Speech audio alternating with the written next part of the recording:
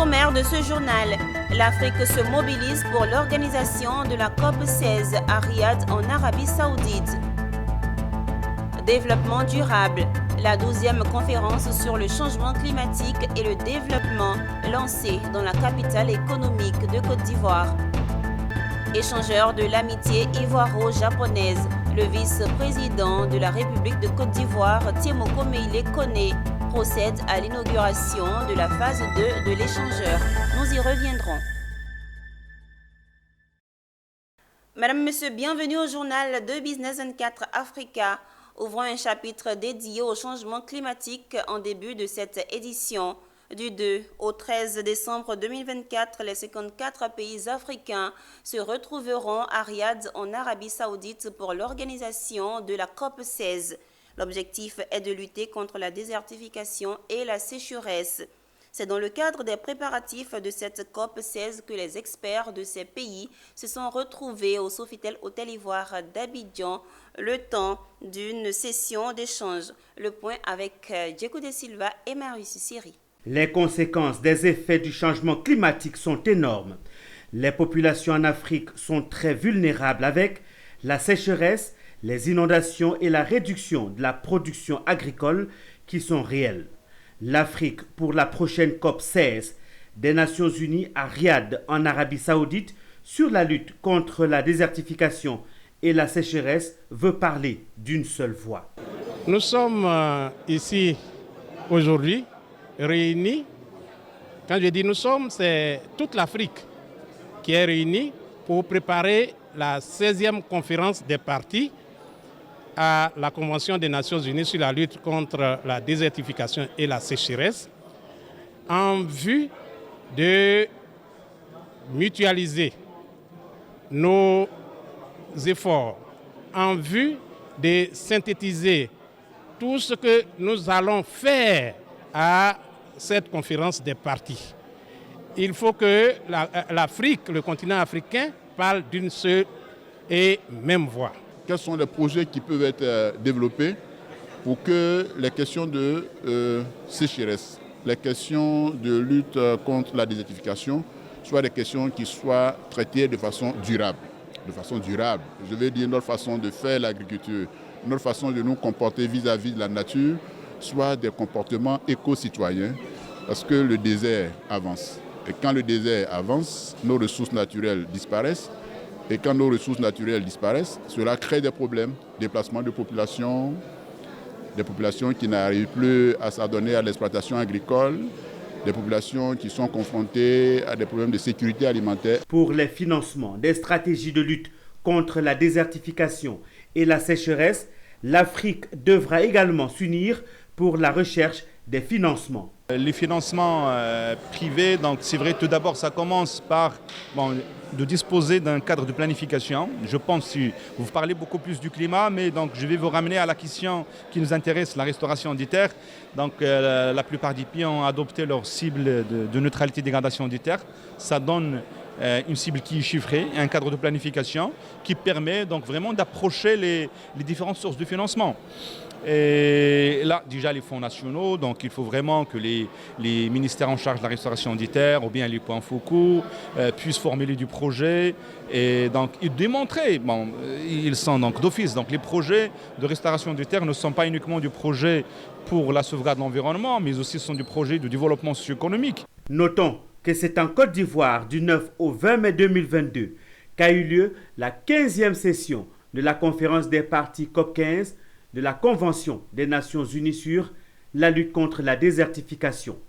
Et le thème était intitulé « Terre, vie, patrimoine, d'un monde précaire vers un avenir prospère ». La 12e édition sur le changement climatique et le développement en Afrique a ouvert ses réflexions ce vendredi 30 août 2024 à Abidjan. Pendant 3 jours, toutes les parties prenantes aux effets du changement climatique sur le continent réfléchiront sur les voies et moyens pour trouver le financement nécessaire pour non seulement stopper le phénomène, mais aussi s'adapter à ses conséquences. Philippe Zabo et Ezekiel Siri. Les thèmes changent, les acteurs aussi, mais la problématique reste la même.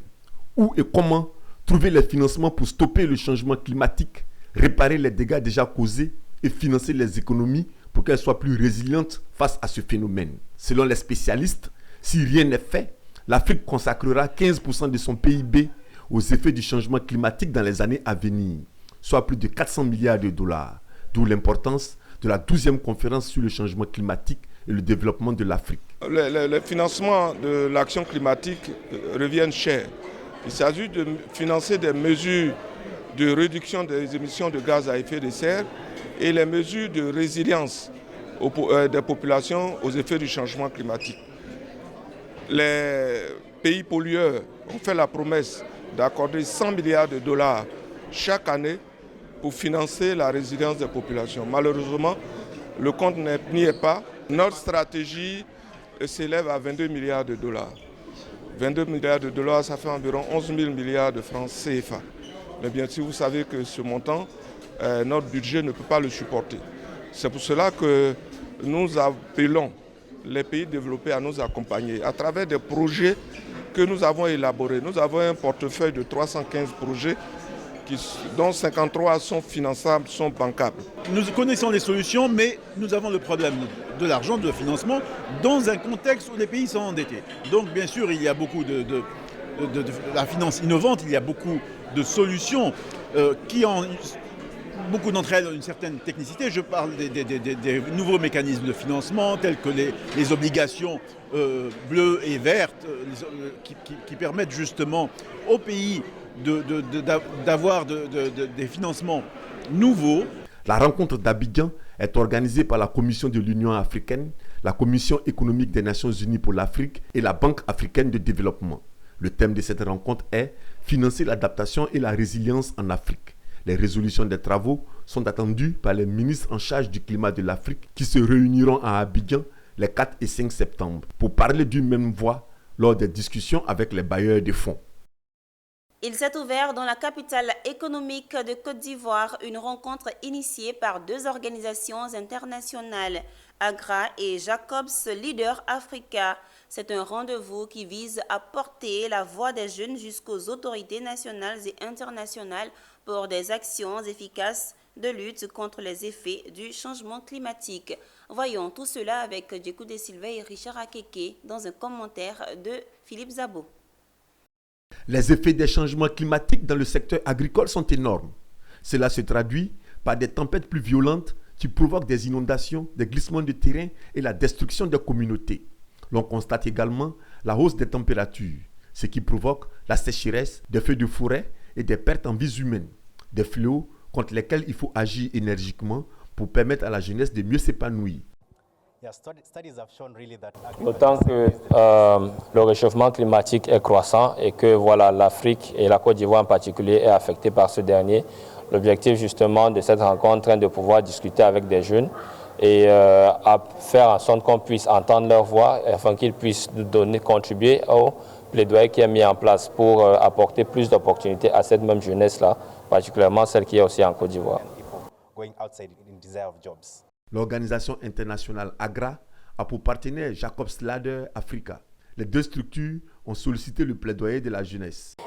This partnership that we have with AGRA and the Mastercard Foundation donc leur rôle, ils font partie de l'équipe de mise en œuvre du projet et leur rôle c'est de convier et de mettre sur la même table l'ensemble des jeunes au niveau national pour le cas de la Côte d'Ivoire et des jeunes qui viennent au niveau de la base afin qu'ils puissent pouvoir discuter, partager leurs idées, leurs connaissances sur la thématique abordée afin que cela puisse contribuer à faire un meilleur plaidoyer au niveau des rencontres gouvernementales et autres. As well as work together with AGRA and the Mastercard Foundation. Tout au long de la rencontre, l'organisation internationale AGRA et son partenaire Jacobs Leader Africa et les jeunes ont ensemble visionné des diapositives pour une meilleure appréciation des effets des changements climatiques pour un meilleur plaidoyer.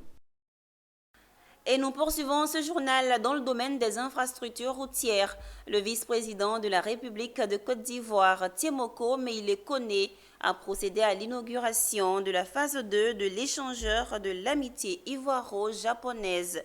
Encore appelé échangeur du Carrefour Solibra, Cet ouvrage d'art est le symbole de la coopération entre la Côte d'Ivoire et le Japon. Il vient fluidifier le trafic et améliorer la mobilité urbaine dans le sud d'Abidjan.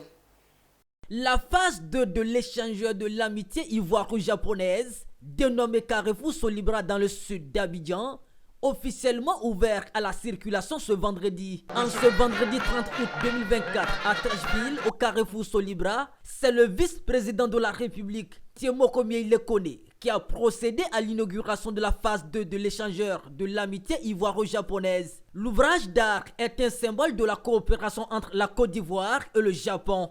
Ce projet, réalisé grâce à un don du gouvernement japonais, comprend la construction d'un pont de 17 mètres de hauteur, surplombant les deux premiers bras du carrefour en provenance de Marcory vers Trècheville. L'ouvrage, long de 760 mètres et large de 9,7 mètres, a coûté 25 milliards de francs CFA, soit le même montant que la première phase, ce qui porte le coût global des deux phases à 50 milliards de francs CFA. Ce qui réjouit les populations, c'est l'utilité même de cet échangeur dans la partie sud du district d'Abidjan. Il vient ainsi fluidifier le trafic et améliorer la mobilité urbaine. L'ouverture de cette deuxième phase de l'échangeur permettra de séparer les flux de circulation entre Marcory et Trècheville, évitant ainsi les croisements entre les usagers venant de ces deux directions.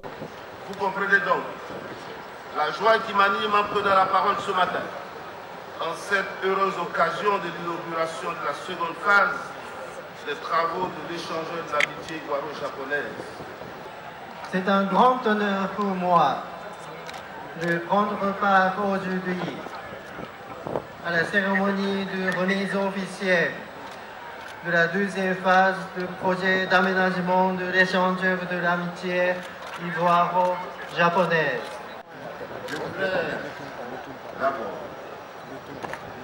particulièrement saluer et remercier l'ambassadeur du Japon, son Excellence M. Katsura Ikatan, et à travers lui, son grand pays.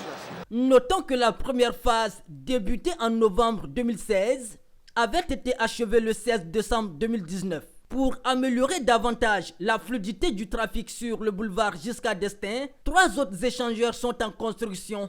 Il s'agit de l'échangeur de Solibra, dont une dernière branche est encore en cours de finition, celui du Grand Carrefour de Koumassi et l'échangeur du Carrefour Akwaba.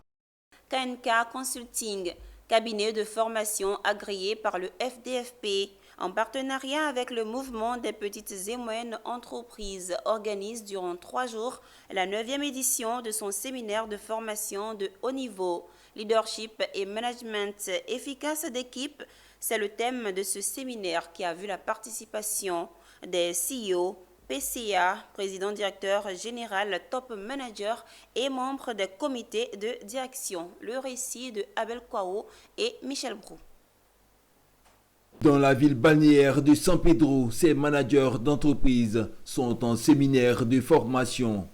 Ils sont CEO, PCA, PDG, DG, top manager ou encore membres de comités de direction.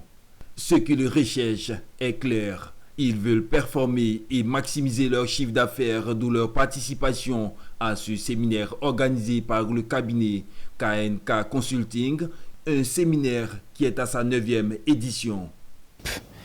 Nous avons initié ce séminaire pour renforcer les capacités des dirigeants. Parce que nous avons rencontré dans notre parcours, et même quand nous faisions des prospections, qu'il y a certains dirigeants qui ne maîtrisaient pas véritablement les enjeux au sein de leur organisation. Il y avait quand même de l'amalgame entre la vision, les objectifs, les différents projets, des enjeux et tout ce qui va avec. Et donc nous avons décidé d'apporter la connaissance à ces dirigeants afin que ceux-là puissent aider leurs équipes à porter les enjeux et à travailler de concert avec leurs équipes pour réussir les challenges afin d'avoir des résultats. De la maturité émotionnelle à l'intelligence relationnelle, de l'organisation au leadership ou encore des 50 choses interdites lorsque vous devenez manager au 21e siècle ou 17 choses qu'on ne vous dira jamais. Tout a été passé au peigne fin. Et ce, dans une ambiance ponctuée par un team building, des jeux interactifs pour renforcer la cohésion et l'esprit d'équipe. Les participants s'en félicitent. J'ai retenu beaucoup de choses par rapport à la gestion d'équipe, par rapport à tout ce qui est gestion du personnel, tout ce qui est management d'équipe. Et je peux dire aujourd'hui que je pense avoir toutes les aptitudes et toutes les qualités pour pouvoir diriger à mieux l'entreprise et principalement ma direction, c'est de la direction des ressources humaines. Je pense avoir retenu pas mal de choses, beaucoup de choses. Surtout au niveau du contenu de la formation, j'ai été fort impressionné parce que ce contenu nous parle du management des équipes et même de la relation qu'on pourrait avoir avec nos top managers. Habilité par le FDFP, KNK Consulting est un cabinet de conseil et de formation créé sur la volonté de proposer à ses clients une expertise de haut niveau et à forte valeur ajoutée. Il est spécialisé dans le domaine du renforcement des capacités des personnes et des organisations. À présent, l'actualité internationale. L'agroalimentaire se présente comme une solution aux problèmes de la famille au Tchad. Ainsi, la France prévoit de mettre en œuvre un projet de professionnalisation des formations dans le domaine de l'agroalimentaire. Le projet cible 6 établissements d'enseignement supérieur. Toujours en images, au Cameroun, le Conseil interprofessionnel de cacao et du café a procédé à la signature de l'accord de mutualisation des données de géolocalisation des parcelles cacaoyères et caféières, une annonce du ministère du Commerce. Cet accord implique 6 acteurs de la filière cacao, dont le Fonds de développement des sous-secteurs du cacao et du café et des négociants. C'est la fin de ce journal. Merci de l'avoir suivi. Restez toujours sur Business 24 Africa. Les programmes se poursuivent.